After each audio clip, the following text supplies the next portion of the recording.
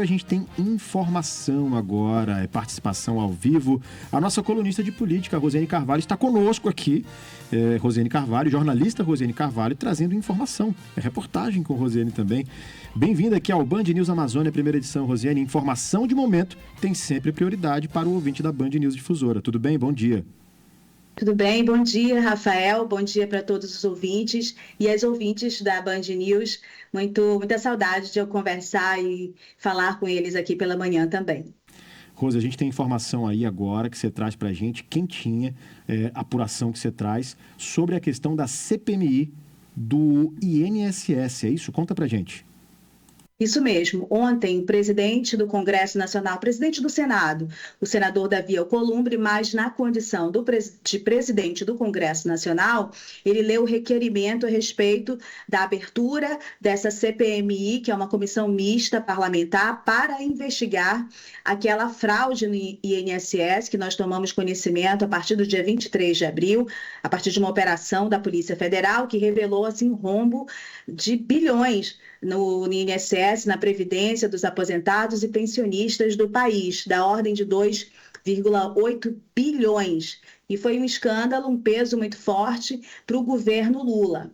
O Congresso Nacional conseguiu apresentar e aprovar a abertura dessa CPMI. Então, isso foi oficializado ontem nessa leitura do presidente do Congresso Nacional, o Davi Alcolumbre. Ontem se confirmou uma informação que começou de bastidores, mas foi se fortalecendo cada vez mais, que o presidente dessa CPMI é um amazonense, o senador Omar Aziz, pré-candidato ao governo pelo PSD, líder do PSD no Senado também. Ele, ao ler o requerimento, disse que a indicação dele, da sua liderança e como presidente do Congresso Nacional, era Omar Aziz para presidir essa CPMI. E, bom, aí ficam as tratativas do Congresso e também os intervalos, as expectativas a respeito do recesso ou não. Agora, pela manhã, circula uma informação, e já está circulando para todo lado, quem serão os membros dessa CPMI e também o relator. O relator deve ser indicação da Câmara.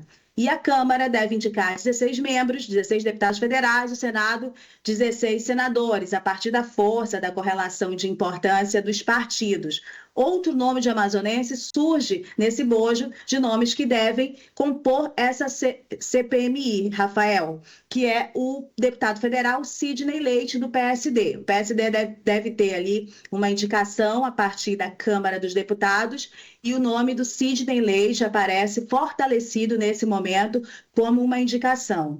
O que vai acontecer nos próximos meses, a partir do momento que essa CPMI começar a funcionar? A expectativa é que ela funcione a partir do segundo semestre, em função das festas juninas, Corpus Christi, recesso, tudo mais, né? Então, é um grande palco que vai, evidentemente, colocar, num primeiro momento, até pela forma como ela se constrói, em alta exposição e piorar a sangria do governo federal, do Planalto, nesse sentido da forma como diariamente a imprensa cobre a casa. Esse é um assunto de muita repercussão, atinge muita gente, pela forma como essa fraude ocorreu. Então, isso é uma alta exposição e também uma alta possibilidade de sangria do governo federal. E a gente pode perceber isso, Rafael, pelos números de que constroem essa CPMI. Era necessário 27 assinaturas de senadores e 171 de deputados federais. Para abrir essa CPMI, eles conseguiram 36 senadores e 223 deputados federais, então muito superior. A gente viu também a derrota do governo federal lá, recente, em relação ao IOF. A situação do governo, na sua imagem pública e na relação e da forma como o Congresso funciona hoje, é muito ruim, é de desvantagens. Mas, pela fala do senador Randolfo Rodrigues, do PT, do Amapá, a gente pode perceber que há estratégias do governo, porque eles dizem que eles querem investigação correta e restrita, doa a quem doer. E o governo trabalha com o entendimento que esta fraude se inicia no governo anterior, o governo do ex-presidente Bolsonaro. Então vai ser uma vitrine muito grande, muitos debates, vai ser o assunto provável paralelo a pautar também esse debate pré-eleitoral, e nós teremos lá 2 amazonenses todos em posições de destaque, cada um, claro, na sua respectiva grandeza e importância do cargo, porque o presidente da CPMI deve ter um destaque maior, com certeza. Aproveitando esse gancho que você trouxe aí, Rosiane, qual que é a avaliação que você faz de 2 parlamentares amazonenses, inclusive de grande musculatura, né, o senador Omar Aziz e o deputado Sidney Leite? Qual a avaliação que você faz dessa posição dos amazonenses nessa CPMI? A capacidade política é sempre muito expressiva.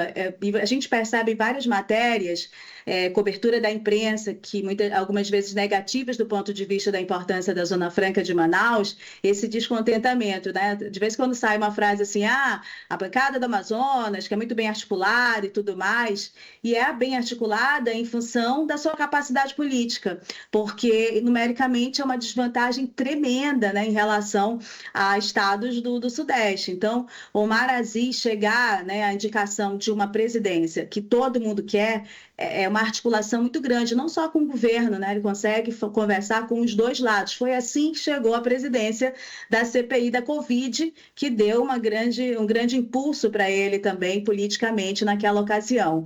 Você veja, eu acho muito interessante, tem uma frase, Rafael, que eu gosto, que é, na política, ela vale muito quando você transforma o seu cobrador em devedor.